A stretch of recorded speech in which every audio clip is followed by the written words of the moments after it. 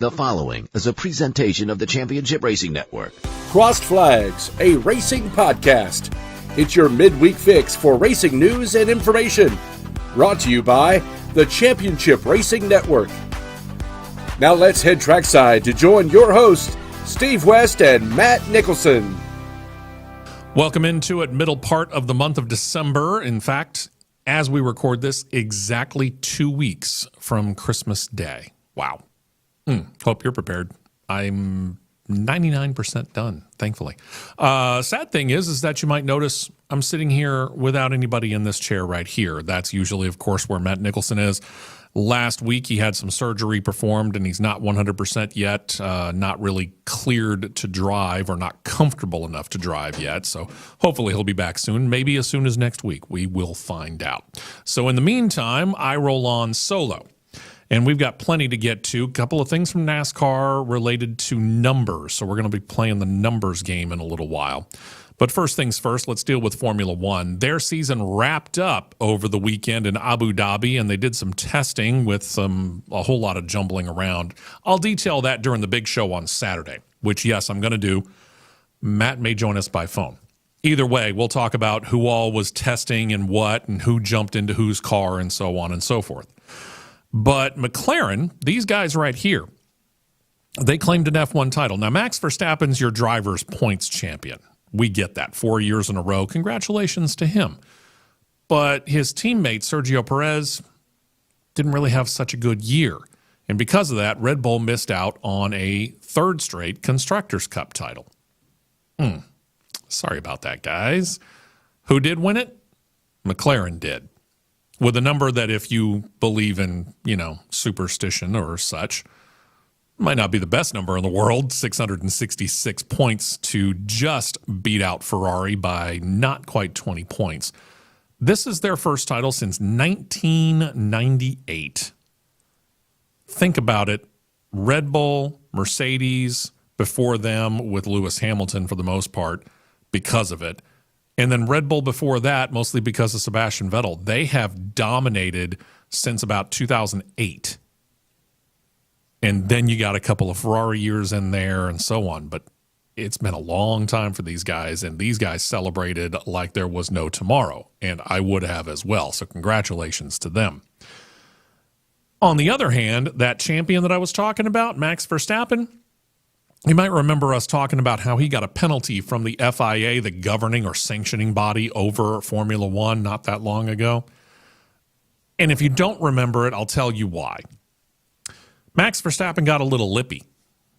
Max Verstappen got into one of the FIA-sanctioned press conferences. These things are scheduled well ahead of time.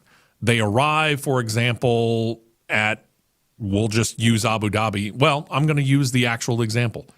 They arrived at Singapore to go for the race that weekend, and they arrive on a Thursday. And they get there, and then they all settle themselves in, and then they all file in, and they do their pre-weekend racing press conference. And then you go through the weekend, and then afterward, the top 3 or top 5, just kind of depends on how things go on the particular race, will get called in to do a mandatory post-race press conference. Well, Max Verstappen threw everything into a tizzy when in the post-race press conference in Singapore, he let a couple of words fly.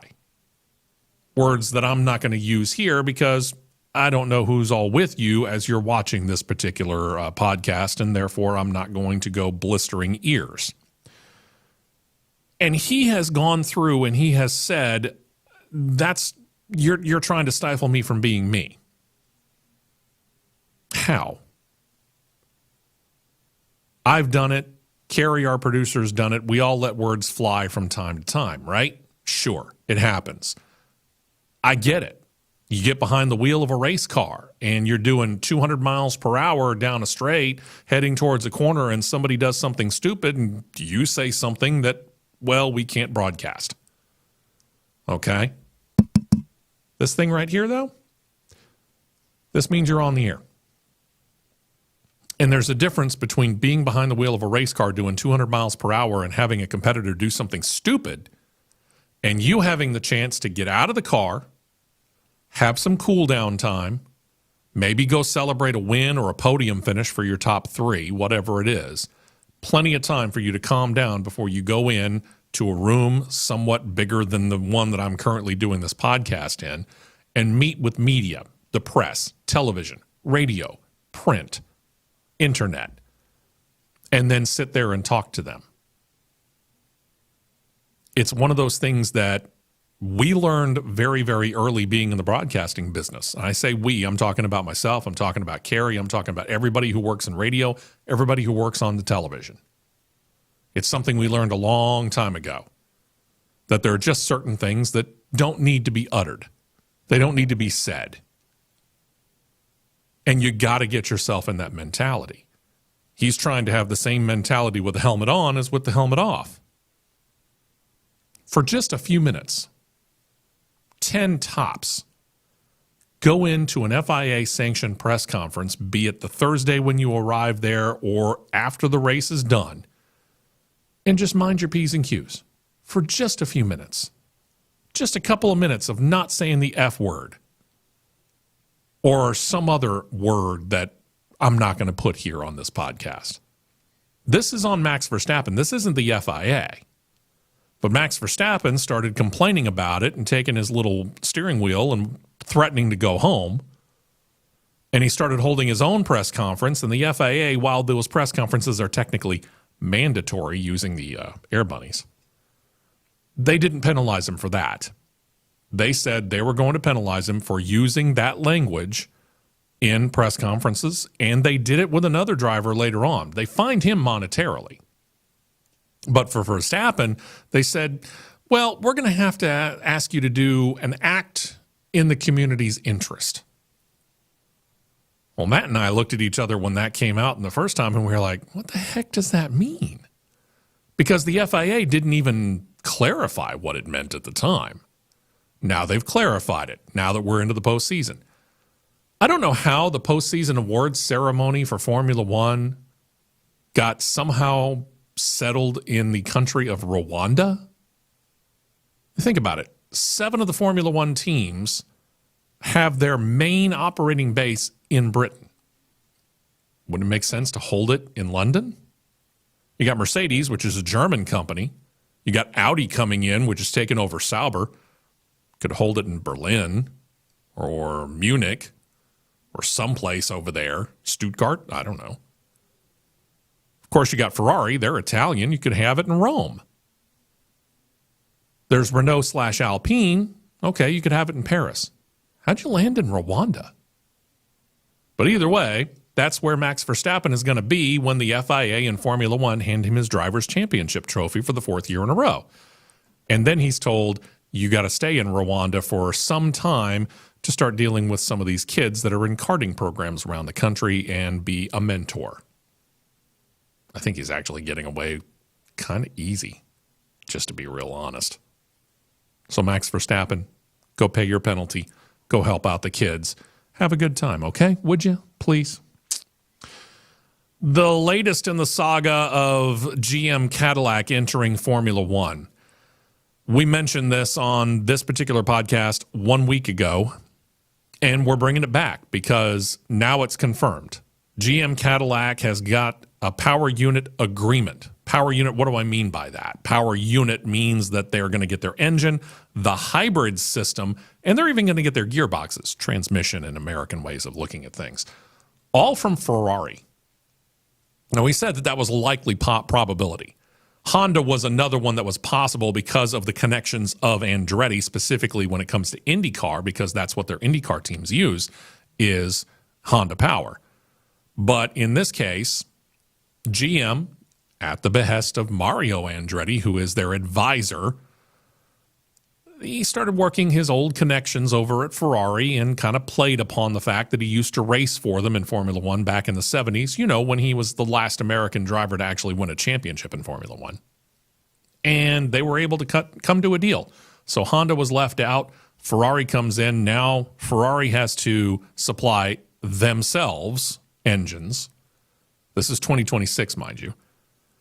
They'll have to supply Haas F1, and they'll be supplying GM Cadillac for at least the first couple of years that GM Cadillac is in this particular sport. The plan is that they're going to get their own powertrain set up and ready to go soon. I'll get back to that. Ferrari does supply right now the Sauber operation, but that's only for one more year. Beginning in 2026, Audi takes that over. It becomes Audi's power unit. So Ferrari doesn't need to worry about that anymore. So that's good news. So they'll be supplying 3 teams themselves, and as it turns out, the 2 teams that are owned by Americans. Go figure. As for GM Cadillac, they are working on their own power unit. It shouldn't be that difficult because they have a basic blueprint right now. They're running it in Indycar. Yes, I get it. It's got the Chevrolet brand on it when it runs in Indycar. But it's the same basic idea, especially now that we're as corporate as we are. There was a time when Chevrolet had a 350 engine, Oldsmobile had a 350 engine, Pontiac had a 350 engine. You see where I'm going with this. They all had their 350 engines. And they were all just slightly different. But now it's all corporate.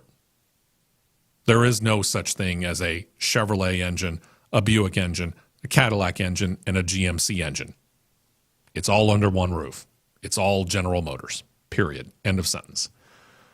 So the power unit that Chevrolet uses in IndyCar is a little different, but the basics are still the same. Both Formula One and IndyCar use a turbocharged, twin turbocharged as it turns out, V6 engine with a hybrid electric system added onto it. Both of them are the same. Here's your difference between Formula One and IndyCar. In Formula One, that V6 engine itself, it's a 1.6 liter. Now, this thing's putting out about 1,000 horsepower, so the twin turbos do help, but 1.6 liters in a motor, and it's putting out 1,000 horsepower? That's kicking it. That's in Formula One. In IndyCar, it's a 2.4 liter. No, I'm sorry, 2.2 liter. They were talking about going to 2.4. They scrapped it. 2.2 liter. You've got the basic blueprint of it. All you got to do is just reconfigure it a little bit. Boom, 1.6 liter, you're set and ready to go, right? And it's reliable, too. They win titles with it. They win manufacturers' cups with it.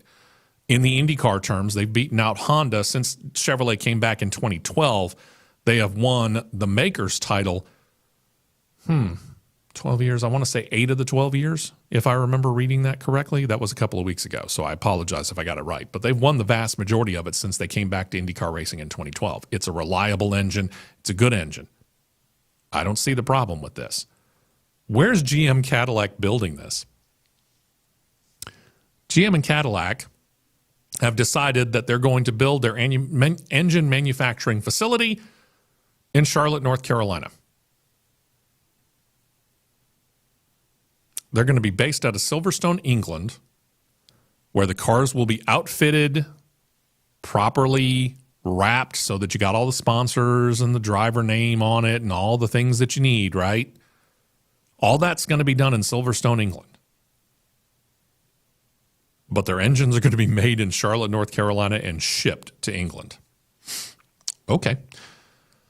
Knock yourself out. The entire powertrain is going to be done in Charlotte, North Carolina at one of GM's facilities, which I'm sure will have something to do with the other forms of racing that General Motors is involved in.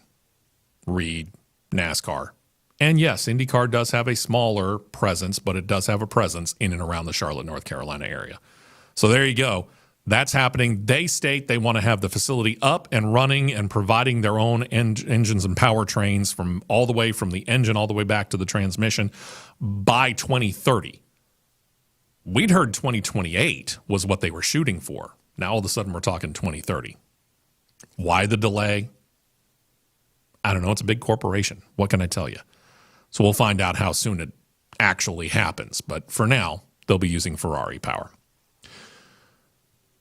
Since we were talking about Charlotte, North Carolina, let's turn our attention, shall we, to what's going on in the world of NASCAR here. And silly season is in full force. Now, most of the seats have been taken care of. That's the good news.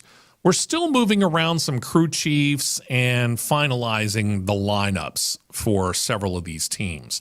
And a lot more of that we're going to get into this weekend on the big show, which, again, you can tune in and check out starting at 9 a.m. Eastern, 8 a.m. Central Time by going on to CRN Live here on YouTube. We appreciate if you would do that. Subscribe there. Subscribe here, too. Our fine folks and our hosts at Jocks. Love that. We appreciate it. We'll start with Richard Childress Racing. They have been as much as a four-car team in the past. But for the last, decade plus, they've only been a two-car operation. But they've had a third car that they can break out from time to time. Does it have a charter? No. But they have a third car that they can break out from time to time, and they have said we are planning on having a number, which to me means probably in the area of 6 to 10 races next year where we're going to break out that third number that they are so well known for, which is the number 33. Brody Kostecki has driven that car most recently in a couple of road course races here in the United States. The Australian V8 Supercars driver coming up here and running some NASCAR stuff, kind of like Shane Van Gisbergen did, and a couple of other Australian drivers have done in the past and are talking about doing as we move on. NASCAR's really kind of gotten the attention of the fine folks in Australia. I don't know why now, but it has. There's a subplot, I tend to think, with this car. And the reason why is because Kyle Busch is going to be there basically as long as he wants to be in the 8 car. The 3 car is a little bit different. And I say it's a little bit different because Austin Dillon, we've called him this, both on the Big Show and on this podcast. He's basically the boat anchor for RCR. And I'm not talking about a little boat. I'm not talking about like a 16-foot speedboat. I'm talking about like an aircraft carrier boat anchor. The man, yeah, he got a win in 2024, but he kind of lucked into it, truth be told. He highly underperformed all year long, and truth be told, he's been doing it for the last few years. He outperforms his brother, Ty, but that's not saying much. I might be able to outperform Ty, and I don't have any experience in the Cup Series. So we don't know how much longer Austin's going to be in the car. Austin Dillon, to be specific. And we were all very surprised to find out that Austin Hill signed an extension with Richard Childress Racing after having basically been one of the dominant drivers over the last couple of seasons. Now I think we know why. Austin Dillon is starting to make noise about getting out from the 3 car, which then opens up the door for Austin Dillon. Or Austin Hill. This 33 car will probably be driven more by Austin Hill than anybody else. I would imagine a Brody Kostecki or some other driver would probably get the chance if they want to, and probably at a road course. But for the most part, this is going to be the opportunity for Austin Hill to get more experience and pave the way for him to get into the Cup Series. Now, what happens if Austin Dillon decides he's not done Cup Series racing after 2025? The 33 comes out as a full-time car, and Austin Hill gets it. I'm going to tell you right now, all I'm doing is connecting some dots that are penciled in. They're not even put in ink. They don't have push pins in it to where I can wrap the yarn around it. But I'm seeing lines here, and I'm starting to throw some connections out there. Because Austin Hill said, I'm with RCR long-term with plans to go Cup Series racing. If Austin Dillon, who is, as we all know, Richard Childress' grandson, decides he's not done racing, Richard's not going to yank him out of the car. He's got the sponsorship to make it work. He's got a good partnership with Bass Pro Shops, amongst other things. So Austin Dillon has got that car as long as he wants it, just like Kyle Busch does. So here comes out this 33 car. And it's not against the realm of possibility that at least a charter, maybe 2, might be up for sale after the 2025 season as well. Rick Ware's got himself a situation. I get it's a Ford versus Chevrolet thing, but Rick Ware's got himself a situation where he leased one of his charters to Brad Keselowski Racing. He's going to have to do one of 2 things with that charter at the end of the year. He's either going to have to take it back and use it himself, or he's going to have to sell it. Now, obviously, Brad Keselowski, RFK Racing, they're probably first in line for it. But if you think that's the only charter that might be up for sale after the 2025 season, I hate to tell you, you'd probably be wrong. I would highly think that Richard Childress wouldn't have a problem if he got the sponsorship to do it And Austin Hill's got some pretty good sponsors in his past that are more than happy to stick with him, that would probably step up to the Cup Series and cover a number 33 for him. So they're breaking out the 33 on several ones. Then we get down to the Xfinity Series. Dale Jr. Dale Jr. has long been associated with the number 8, right? That's what he came up with. Heck, the Earnhardt family has long been associated with the number 8. It is what the patriarch of the Earnhardt family drove. He drove a number 8. Dale Sr. drove a number 8 for a time, on and off, in his early days of what we would now call the Xfinity Series. And when he got his son up there, not in the Xfinity Series, no, but when he put his son into a Cup Series car for his own Dale Earnhardt Incorporated, he broke out a number 8. And he made a nice little stylized number 8, very much like the number 3 that Dale himself ran when he was with Richard Childress and the one that Austin Dillon's running right now. And they slapped that on the side of the car with the Budweiser logo, right? We showed you a couple of weeks ago, or a few weeks ago, just before he raced it at Florence, South Carolina, how they brought that whole look back. The stylized, leaning forward number 8 with the red paint job and the Budweiser logo on the hood on a late model that Dale Jr. raced at Florence Speedway and was looking real good with. Midway through the race, he was sitting in second place and was just cruising by, waiting for the proper moment when, unfortunately, his fuel pump failed. He ended up finishing, I think, 27th, 28th on the day. But now that 8's coming back. Why now? Why haven't we done it in the past? Well, it turns out it's got a trademark. All numbers are trademarked within NASCAR and Indycar and Formula One and the NHRA. See where I'm going with that? And it's not that you're trademarking the number, okay? I mean, I could just write an 8 on this piece of paper. No, I can't necessarily trademark that. It's the style of that 8, how it looks, the lean forward on the side of the car, so on. That was trademarked. That trademark was held by Dale Earnhardt Incorporated, which is an all but defunct organization. I say all but because it does still exist under the ownership of one Teresa Earnhardt, Dale Jr.'s stepmother and the widow of Dale Earnhardt Sr. But while Dale Sr. and Dale Jr. had a great relationship, Dale Jr. and Teresa don't. And for whatever reason, she kept holding on to that trademark of that 8. Whether she just whiffed on the paperwork or finally decided to give up the ghost, I don't know. It really doesn't matter. Maybe she's about ready to give up DEI. I don't know that either. We'll find out over the course of time. We know several things. She's selling off portions of the land that she got when Dale passed away at that fated race back in 2001. She's selling off some parcels of that land. Haven't heard what Dale Jr. has to say about that. And then all of a sudden that 8 comes available. And Kelly Earnhardt Miller, who is Dale Jr.'s sister, noted it. And apparently has been sitting on this, waiting to find out what might happen. And sure enough, found out it lapsed, snapped up the copyrights on it. They're putting it on the 8 car for Sammy Smith next year. So it'll be back in the way, truthfully, that it should be. Now, there is the 88 Xfinity Series car that he has as well. Will he do a version of it on that car? Maybe.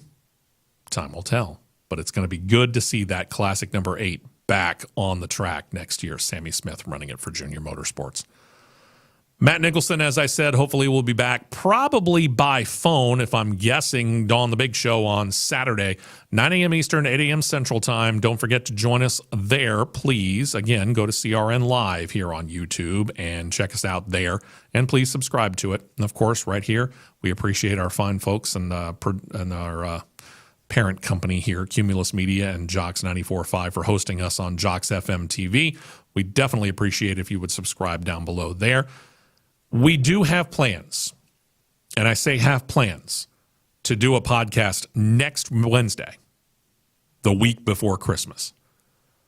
But I will let you know this, and Kerry knows this as well because it involves him a lot. We may be shorter on personnel than what we like because we're in the holidays, and unfortunately, there's a couple of people that have some personal situations that have definitely an effect on this. And now we just found out that another person has got a situation that may be coming up involving a baby, and he may want to take off some time, and that means Carrie is going to be doing some other things within our particular building. So the plan is to do a podcast next Wednesday. But if it doesn't happen, that's why. We're just shorthanded and not able to do it. But that's okay. We'll still do the weekend shows, and we're going to do those through the end of the year. And if we can't do a podcast next week, then we will certainly do it the first week of January, when hopefully we're back to full strength here. Hope you have a fantastic rest of the week. Hope you join us on Saturday for the big show, and we hope we get to join you next week with another edition of Crossed Flags.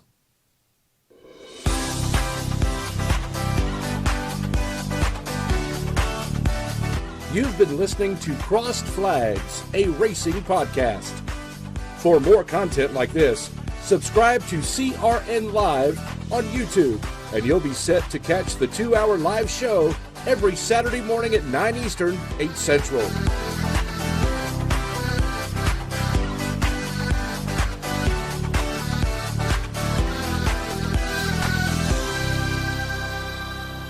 This has been a presentation of the Championship Racing Network.